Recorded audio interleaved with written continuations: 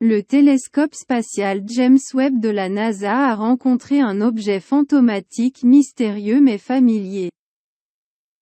La galaxie poussiéreuse et faible était auparavant totalement indétectable par le télescope spatial Hubble. Mais elle a quand même réussi à apparaître dans les observations de certains télescopes au sol.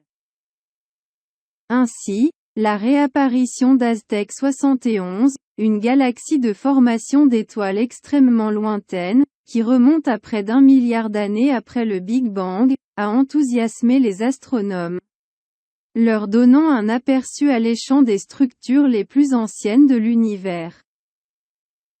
L'observation suggère que les pépinières d'étoiles massives comme celle-ci pourraient être beaucoup plus fréquentes, 3 à 10 fois, pour être exact, qu'on le pensait auparavant. Si tel est effectivement le cas, les scientifiques devront peut-être repenser la façon dont nous comprenons l'univers primitif, en faisant un endroit beaucoup plus poussiéreux que prévu.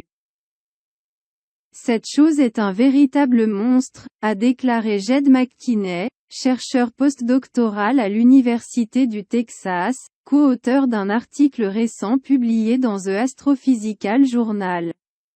Dans un nouveau communiqué de presse. Même si cela ressemble à une petite goutte, cela forme en réalité des centaines de nouvelles étoiles chaque année.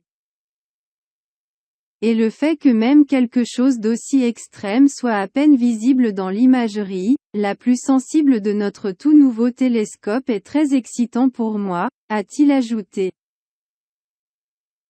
Cela nous indique potentiellement qu'il y a toute une population de galaxies qui se cachent de nous. La recherche faisait partie du projet Cosmos Web du JWST, qui vise à cartographier jusqu'à 1 million de galaxies pour mieux comprendre les premières époques de l'univers. En parcourant les données, les astronomes ont tenté de traquer ASTECC 71, qui était trop faible pour être repéré par le télescope Hubble de la NASA. Mais s'est révélé comme une goutte d'émission de poussière par le télescope James Clerk Maxwell à Hawaï.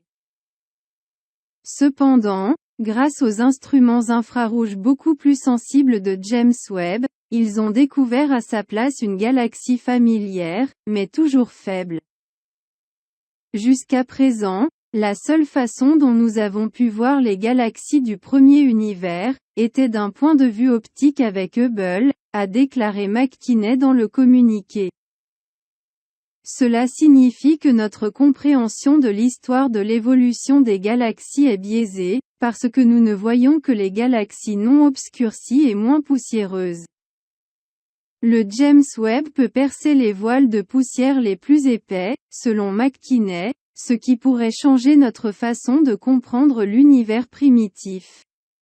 Et peut-être dévoiler d'innombrables autres galaxies comme ASTECC 71.